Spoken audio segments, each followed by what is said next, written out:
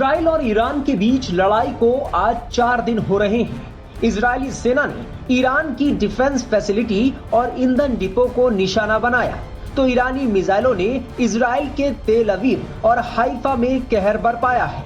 Israel के प्रधानमंत्री Benjamin Netanyahu ने ईरान के परमाणु कार्यक्रम को खत्म करने तक हमले जारी रखने की बात कही है। इसके साथ ही बेंजामिन नेतन्याहू तेहरान में खामेनेई को हटाने की इच्छा भी जाहिर कर चुके हैं।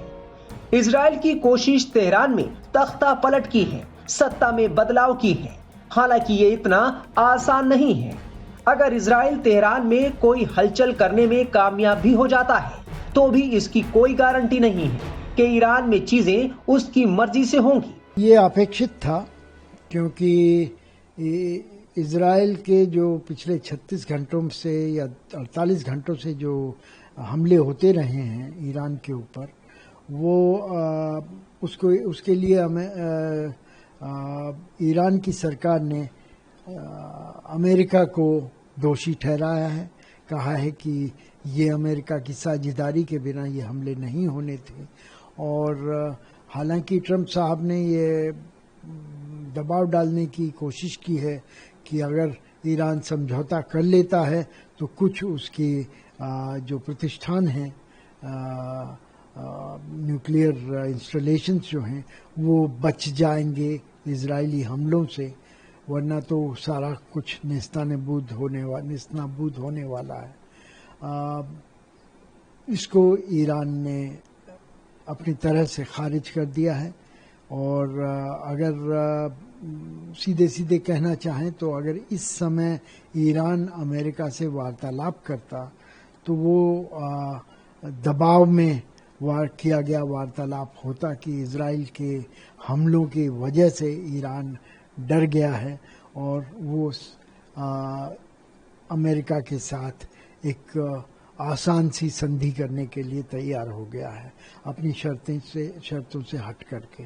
और ऐसा उनके अपने घरेलू और क्षेत्रीय छवि के लिए बहुत खराब होता।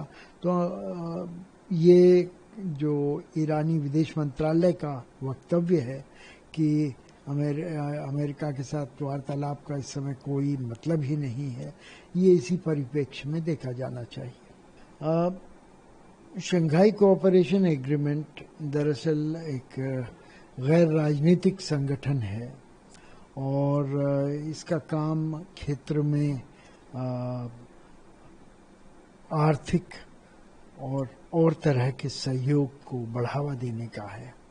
लेकिन इसने एक निर्णय लिया है कि ईरान को एक समर्थन दिया जाए इजराइल के विरुद्ध, और ये भारत को स्वीकार्य नहीं है, क्योंकि इजराइल की निंदा करने का कोई औचित्य भारत को नजर नहीं आता। इस समय भारत ने शांति की अपील की है, प्रधानमंत्री ने खुद बात की है इजराइल के प्रधानमंत्री से इस बारे में, और विदेश मंत्री ने ईरान के विदेश मंत्री से बात की है।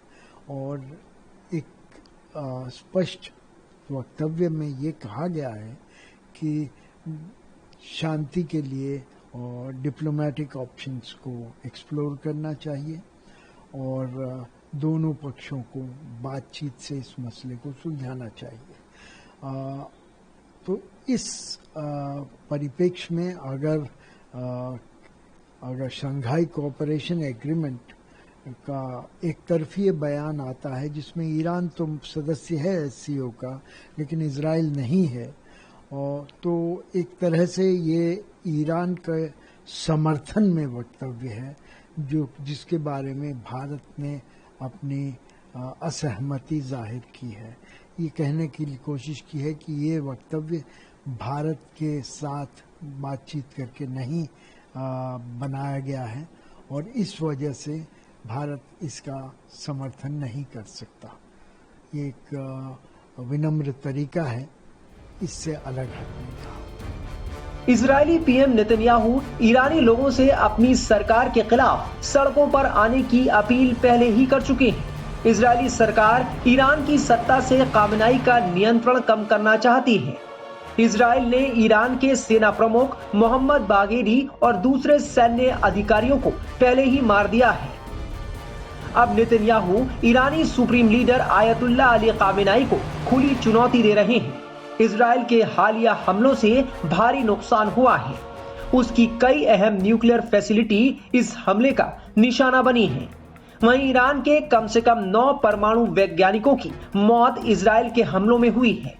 इससे ईरान शासन को बड़ा झटका लगा है। बहुत ही चिंताजनक बात है, क्योंकि इजराइल ने पहले भी जो वहां पर पश्चिम एशिया में जो किसी भी देश ने अगर प्रयास किया है न्यूक्लियर वेपन्स को या न्यूक्लियर एनरिचमेंट को करने का, तो उन्होंने उसके विरुद्ध ये अटैक्स किए हैं, हमला किया है।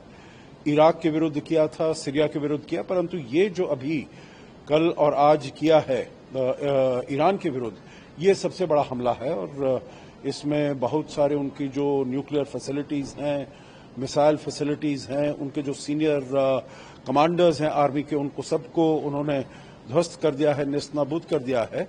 तो बहुत चिंता का विषय है। जो अगर ये जो युद्ध है ये बढ़ता है और भी देश इसमें इन्वॉल्व होते हैं, तो पूरे विश्व के लिए ये बहुत चिंता का विषय होगा।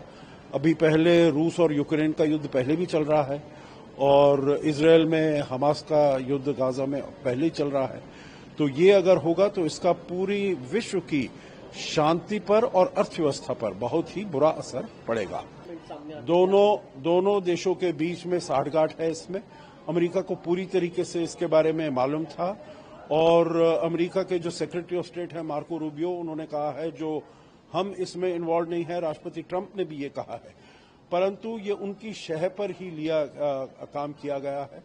दोनों में साठगांठ है, इजराइल और अमेरिका में, और इसीलिए अमेरिका ने ये धमकी दी है। उसने ये भी कहा है जो पहले हमने मोहलत दी थी ईरान को 60 दिनों की, जो वो हमारे साथ जो बातचीत कर रहा है न्यूक्लियर डील के बारे में, उसके बारे में पूरी उस जहां पर हस्ताक्षर करने हैं पूरे उसके बारे में सहयोग करे, परंतु उसने नहीं किया। और कल 61वां दिन था, तो इसीलिए इजराइल ने वहां पर हमला किया है। अभी भी चेतावनी दी है जो वो जल्दी से जल्दी इस न्यूक्लियर डील पर दस्तखत कर दे, हस्ताक्षर कर दे, नहीं तो उसका हाल और भी ज्यादा खराब होने वाला है। कोई भी देश, चाहे वो अमेरिका हो या इजराइल हो या और भी इस क्षेत्र के कोई भी देश हो, नहीं चाहते हैं जो ईरान के पास न्यूक्लियर वेपन्स आए। तो इसीलिए वो नहीं चाहते, कोई भी नहीं चाहता है जो वो उसकी एनरिचमेंट ऐसे क्रिटिकल लेवल पर पहुंचे जो वो न्यूक्लियर वेपन्स बना पाए। इसीलिए ये अमेरिका की शय से और ये इन सब जो यहाँ के देश हैं, खाड़ी के देश हैं, उनकी रजामंदी के साथ ही मेरे विचार से इजराइल ने जो हमला किया है ईरान के ऊपर, ये उन सबको सबसे बातचीत करके ही ये एक्शन लिया गया है। इजराइल को उम्मीद है कि उसके लगातार हमलों से ईरानी शासन अस्थिर होगा और तेहरान में विद्रोह का रास्ता निकल सकता है। हालांकि फिलहाल इस बात का दूर दूर तक कोई संकेत नहीं है कि खामेनेई के खिलाफ लोगों में कोई गुस्सा है, बल्कि इजराइल ईरान को लेकर जितना आक्रामक हो रहा है, ईरानी अवाम खामेनेई के समर्थन में दिखाई दे रही है। मेरे ख्याल से इसमें नया कुछ नहीं है, केवल नया यह है कि हुआ कब।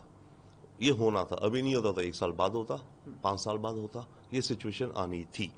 1 सेकेंडली, ट्रंप और अमेरिकन डिप्लोमेसी और मिलिट्री का रोल, बॉटम लाइन अमेरिका की ये है कि वो इजराइल के साथ खड़ा रहता है। चाहे जितनी मर्जी डिबेट्स हों, डिस्कशंस हों, फोन कॉल्स नहीं कर रहे ट्रंप और नेतन्याहू से रुस रखे इन अ वे, बट बॉटम लाइन एंड में जाके अमेरिका इजराइल के साथ ही होता है। अमेरिका को पता था इस अटैक के बारे में, अमेरिका ने मदद करी होगी इस अटैक में, अपनी सैटेलाइट इमेजरी वगैरह इजराइल को देके, इजराइल को डिफेंड करने में जो ईरान मिसाइल्स मांग रहा है। तो अमेरिका का रोल यही एक्सपेक्टेड था और है। जहां तक बात है प्राइम मिनिस्टर मोदी की, डेफिनेटली उन्होंने तो बहुत बहुत बहुत अहम बात कही है कि वर्ड्स सिंपल हैं, पर उनका महत्व हमें समझना चाहिए कि इस समय हमें वहां पे पीस रिस्टोर होना चाहिए।